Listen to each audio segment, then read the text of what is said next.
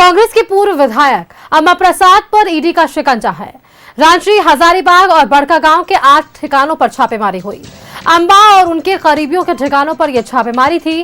15 lakh cash और निवेश से जुड़े दस्तावेज बरामद होने की खबर थी। हजारीबाग में सीए के ठिकानों से कैश बरामद होने की खबर है। जमीन से जुड़े दस्तावेज और बालू के अवैध कारोबार को लेकर अहम जानकारी मिली है।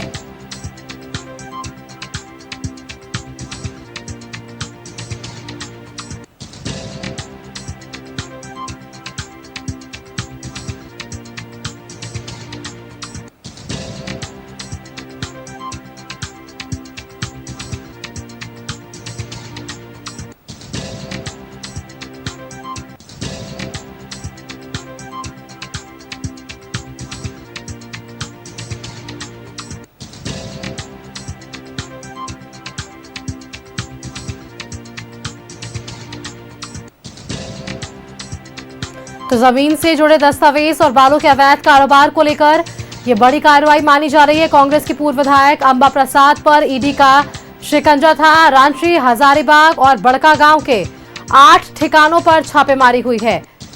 अम्बा और उनके करीबियों के ठिकानों पर यह छापेमारी है। 15 लाख कैश और निवेश से जुड़े दस्तावेज बरामद होने की खबर है।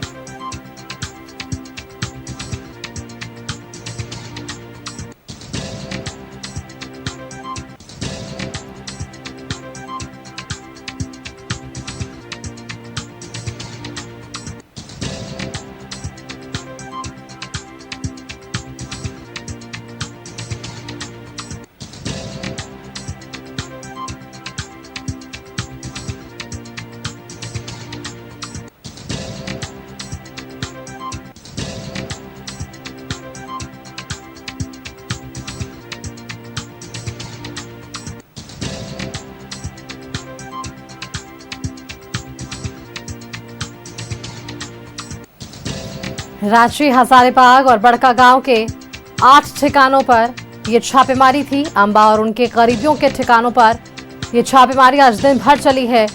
15 लाख कैश और निवेश से जुड़े दस्तावेज बरामद होने की खबर है। हजारीबाग में सीए के ठिकानों से कैश बरामद होने की भी जानकारी है। रांची से संवाददाता मोहम्मद इमरान अधिक जानकारी के साथ हमारे साथ बने हुए हैं। इमरान, आप आज ग्राउंड जीरो पर भी थे, बड़कागांव आप पहुंचे, वहां पर भी आपने देखा कि किस तरह से ईडी की दबिश इस पूरे मामले को लेकर देखने को मिली है।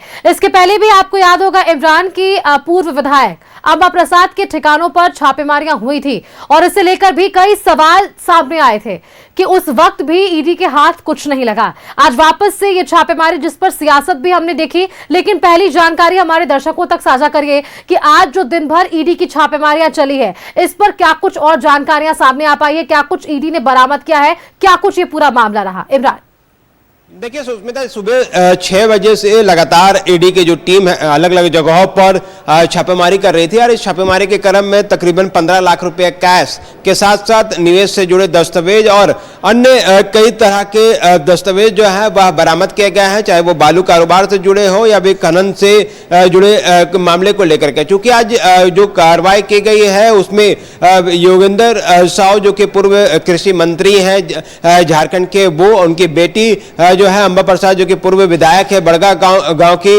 इन दोनों के जो जुड़े हुए जो लोग हैं, इन दोनों के करीबी के लोगों के ठिकाने पर यह पूरी कार्रवाई की गई। कार्रवाई के दौरान जो है रांची, बड़कागांव, हजारीबाग सहित कई ठिकानों पर यह पूरी कार्रवाई की गई। कार्रवाई 8 से अधिक ठिकानों पर की गई थी, लेकिन आपको याद होगा कि आज से 1 साल पहले अप्रैल के महीने में भी जो है ईडी के द्वारा जो है कार्रवाई की गई थी। उस दौरान जो है 17 ठिकाने पर उस वक्त छापेमारी की गई थी, जिसके बाद अप्रैल में योगेंद्र साव के साथ साथ अम्बा प्रसाद से पूछताछ के लिए ईडी दफ्तर बुलाया गया था, पूछताछ भी की गई थी। उसके बाद यह पूरा मामला ठंडे बस्ते में चला गया था क्योंकि राज्य में चुनावी सरगर्मी तेज हो गए थे। अब जारी कुछ जब समाप्त हो चुकी है तो अब जो कार्रवाई है ईडी की तरफ से की जा रही है, क्योंकि पुराने ECR के माध्यम से जिस तरह की कार्रवाई की गई है जिसमें कहा गया था कि योगेंद्र साव और उनकी पुत्री जो है उन पर कई गंभीर आरोप है, जिस पर अवैध वसूली से लेकर जो है खनन से जुड़े कार्रवाई और जमीन हड़पने के मामले को लेकर के तमाम बिंदुओं पर ईडी की तरफ से उस वक्त भी कार्रवाई की गई थी और आज भी जब कार्रवाई की गई तो जो सबसे नजदीकी लोग थे उनके ठिकाने पर यहां पूरी कार्रवाई की गई। अंबा के जो निजी सहायक के रूप में काम कर रहे थे संजीत साव, उनके ठिकाने पर जो कि रांची स्थित आवास है वहां पर छापेमारी की गई। बड़का गांव में दो अलग अलग जगहों पर छापेमारी की गई जो कि सभी लोग बालू कारोबार से जुड़े हुए हैं। हजारीबाग में कार्रवाई की गई, छापेमारी की गई जो कि सीए और दूसरे व्यवसायिक गतिविधि में शामिल है। तो इस तरह की कार्रवाई को देख करके यह मालूम चलता है कि ईडी जो है इस बार पूरे मामले को और शिद्दत के साथ आगे बढ़ाने के फिराक में है, क्योंकि पिछले साल जो कमियां रह गई थी उन कमियों को दूर करते हुए आगे की कार्रवाई पर ईडी जुटी हुई है और इसी के तहत जो है नगद और कुछ दस्तावेज जो बरामद होने की सूचना है, इस सूचना के आधार पर लगातार ईडी की टीम जो है चीजों को खंगाल रही है। अब तक जिन जगहों पर ईडी की टीम सुबह से पहुंची हुई थी उन तमाम जगहों पर बदस्तूर जो है कार्रवाई जारी है और इस कार्रवाई के दौरान जो है इन तमाम चीजों की बरामद होने की सूचना मिल रही है। ऐसे में यह माना जा रहा है कि जिन बड़का गांव के इलाके में जो समाधान भवन है जो कि अंबा प्रसाद का अपना घर है, इस घर पर उनकी माता श्री जब घर पर मौजूद थी उस वक्त ईडी के द्वारा जो है वो छापेमारी की गई थी। उनके घर के सामने में ठीक रहने वाले मेड जो है उनको भी उस घर पे लाया गया, समाधान भवन पे लाया गया और दोनों की मौजूदगी में घर की सर्च किया गया और सर्च करने के दौरान कई चीजों को लेकर के जांच की जा रही है। लेकिन इन सब के बीच जो अन्य लोगों के ठिकाने पर पूरी तरीके से कार्रवाई की गई, उन ठिकाने के जो आरोपी थे वो सभी बालू कारोबारी थे और बालू कारोबारी के रूप में इलाके में काफी चर्चित है। लोगों का यह मानना है कि इलाके में रहते हुए तमाम जो लोग हैं, जब मंत्री योगेंद्र साह हुआ करते थे तो उनका हाथ इन लोगों के पास था और उसके बाद जो आशीर्वाद इन लोगों को मिला 100 परिवार से, उसके बाद लगातार के जरिए जानकारियां सामने आई है। आप आगे भी हमारी जो जानकारियां हैं वो दर्शकों तक साझा करिएगा, बने रहिएगा आप इमरान। लेकिन इन सब के बीच एक रिपोर्ट हम अपने दर्शकों को दिखाते हैं कि किस तरह से कांग्रेस की पूर्व विधायक अंबा प्रसाद और उनके करीबियों के ठिकानों पर ईडी ने आज कार्रवाई की। रांची, हजारीबाग और बड़का गांव में 8 ठिकानों पर ईडी की ताबड़तोड़ छापेमारियां चली। आरकेटीसी कोल ट्रांसपोर्टिंग मामले में ईडी ने यह कार्रवाई की, लेकिन कांग्रेस ने ईडी की कार्रवाई पर सवाल तक उठाए। रिपोर्ट देखिए, फिर वापस से इमरान का रुख कर लेंगे। देखिए रिपोर्ट। अंबा प्रसाद पर ईडी का शिकंजा, रांची से हजारीबाग तक कार्रवाई, 8 ठिकानों पर ईडी का छापा। कांग्रेस की पूर्व विधायक अंबा प्रसाद से जुड़े मनी लॉन्ड्रिंग के मामले में ईडी ने रांची से हजारीबाग तक कार्रवाई की है।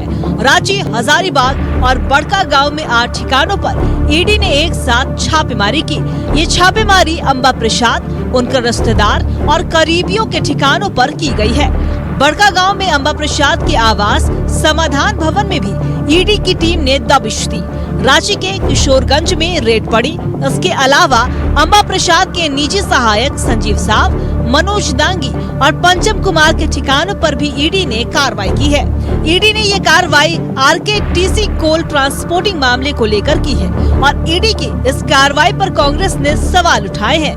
कांग्रेस ने कहा है कि बिहार और बंगाल में चुनाव है, तो ऐसे में ईडी ने ये कार्रवाई की है। अभी चूंकि बगल के राज्य हमारा चुनाव है बिहार में और हमारे स्टार प्रचारक में 1 नंबर में उसका नाम है, तो आज ये सरकार, केंद्र की सरकार बराबर आप देखेंगे कि टारगेट बना करके जो विपक्ष के लोग हैं उनके ऊपर इस तरह का कार्रवाई चुनाव के वक्त करती है। देखिए, बंगाल में चुनाव होने हैं। अंबा प्रसाद कांग्रेस पार्टी की बंगाल की सह प्रभारी है और ओबीसी का एक ऊर्जावान और युवा चेहरा है जो निश्चित तौर से प्रभावित कर सकती है। और बंगाल में जिस प्रकार से कांग्रेस पार्टी लगा हुआ है, इंडिया अलायंस जिस प्रकार से लगा हुआ है, बीजेपी के लिए बड़ा सरदर्द है। तो बीजेपी बहुत दूर का खेलती है। उधर ईडी की कार्रवाई पर बीजेपी के प्रदेश अध्यक्ष बाबूलाल मरांडी ने कहा है कि जांच एजेंसी अपना काम कर रही है, इसका चुनाव से कोई लेना देना नहीं है। ईडी अपना काम करती है, वो एक जांच एजेंसी है, स्वतंत्र जांच एजेंसी है, उनकी अपना काम चलते रहता है। कांग्रेस सरकार ये बिहार चुनाव का एंगल है इसमें, चूंकि हमारे बिहार, झारखंड, ऐसे तो देश भर में रोज चुनाव चलते रहता है, तब तो हर एजेंसी चुपचाप बैठे रहे। ईडी संवैधानिक संस्था है और यहाँ पर और भी बहुत नेता हैं, कांग्रेस के और भी लीडर थे ना, उनके यहाँ क्यों नहीं छापा मार दिया? और भी विधायक हैं, कांग्रेस के नेता हैं, तो उनके यहाँ मार सकते थे। वो तो विधायक भी नहीं है अभी तो चुनाव में, इस चुनाव में वो अभी विधायक भी नहीं है, पिछले बार सदन में थी।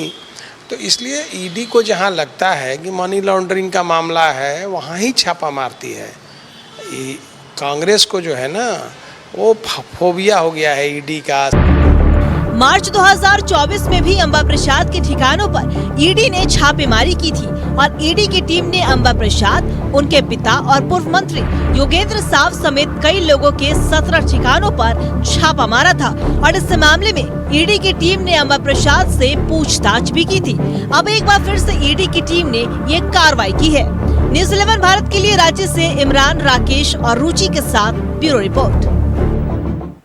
संवाददाता इमरान हमारे साथ लगातार जुड़े हुए। इमरान, अब तक आपने जानकारियां दी कि किस संदर्भ में और अब तक की छापेमारियों में क्या कुछ हाथ लगी, लेकिन आपको याद होगा जब झारखंड में भी विधानसभा और लोकसभा का चुनाव हमने देखा था, उस वक्त भी ताबड़तोड़ छापेमारियां चल रही थी और शायद यही कारण है कि उस वक्त भी सियासत खूब देखने को मिली थी। आप देखिए, पड़ोसी राज्य बिहार और इसके बाद बंगाल में भी चुनाव है, तो इसे लेकर भी अब सियासी घमासान में मचा हुआ है और एक बार वापस से ईडी के दुरुपयोग के आरोप यहाँ पर लगते हुए।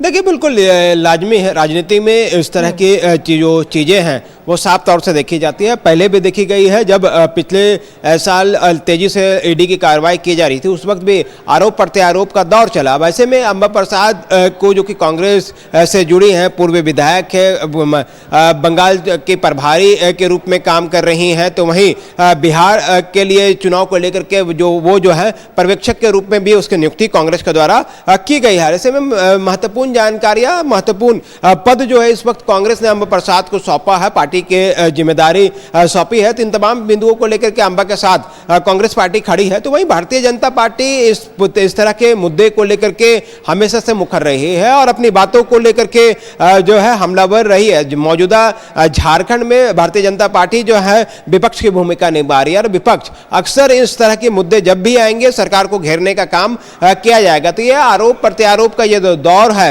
इस बीच जो है ईडी को अपने काम को अंजाम देना है। इस बीच उनको क्या कुछ सफलताएं मिलती हैं यह भी इंपॉर्टेंट हो जाता है, क्योंकि पिछले बार जो कार्रवाई की गई थी उसके बाद बहुत हद तक कोई कार्रवाई जो है ईडी की तरफ से नहीं की गई थी और जो मैसेज ईडी की तरफ से निकलना था वो नहीं निकल पाया था। शायद इसलिए इस बार जब ईडी के द्वारा इस बार जब कार्रवाई की जा रही है तो ये सवाल उठ रहे हैं कि पिछली बार की जो कार्रवाई की गई थी वह कार्रवाई का अंजाम क्या कुछ हुआ, जमीनी स्तर पर ईडी को क्या कुछ मिला था, वो सार्वजनिक होनी चाहिए। पर सत्ता पक्ष के लोग सवाल उठा रहे हैं, वह यह भी मांग कर रहे हैं कि इस बार जब कार्रवाई की जा रही है तो इस पर क्या कुछ मिलता है, ये देखने वाली बात होगी। क्योंकि अब तक ईडी के द्वारा जो कार्रवाई की गई है उसमें कुछ नगद और कुछ दस्तावेजों की बरामद होने की सूचना जरूर है, लेकिन इन सब के बीच बरामद होने से क्या ईडी ने जिस उद्देश्य से मनी लॉन्ड्रिंग के तहत जिस तरह से कार्रवाई को शुरू किया है या उस नतीजे तक ईडी पहुंच पाई है, ये एक बड़ा सवाल है जो कि पिछले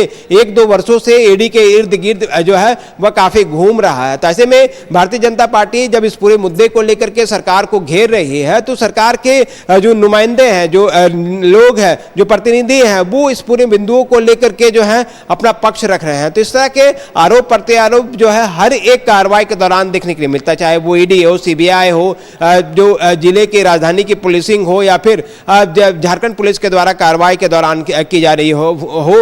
इन तमाम बिंदुओं पर जो है अक्सर आरोप प्रत्यारोप का दौर चलता है। राजनीति की एक खूबसूरती है, जब आप अच्छा भी करते हैं तो उस पर कई बिंदु जो है सवाल खड़े किए जाते हैं, उसके और बेहतर करने की मांग की जाती है। हालांकि इस तरह की राजनीति से जो है राज्य की दिशा दशा जो है वो आगे बढ़ती है और उम्मीद करते हैं कि पॉजिटिव राजनीति के साथ एक दूसरे पर आरोप प्रत्यारोप जरूर लगा रहे हैं, लेकिन ये दोनों ही पार्टी झारखंड के विकास के लिए, झारखंड के मुद्दों को लेकर के मुखर होकर के अपनी बातें कहते हैं, जिसके तहत जो है जनता इसे अपने बातों को सुनना पसंद करती है। इसलिए दोनों ही प्रमुख पार्टियां, चाहे वो जेएमएम हो, भारतीय जनता पार्टी हो, कांग्रेस हो, आरजेडी हो, आजसू हो, ये भारत की झारखंड की प्रमुख राजनीतिक पार्टी है, ये लोग अक्सर अपने मुद्दों को लेकर के मुखर होकर के आरोप प्रत्यारोप का दौर लगाते हैं और ईडी की कार्रवाई में भी यही तस्वीर देखने के लिए मिल रही है।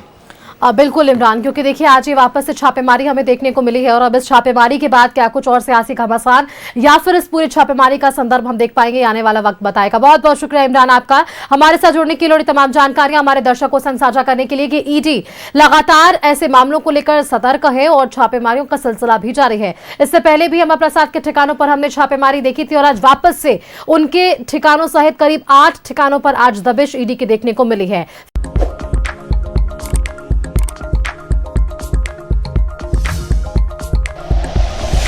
Like and share videos, subscribe करें हमारा चैनल और प्रेस करें बेल आइकॉन। न्यूज़ 11 भारत, सच है तो दिखेगा।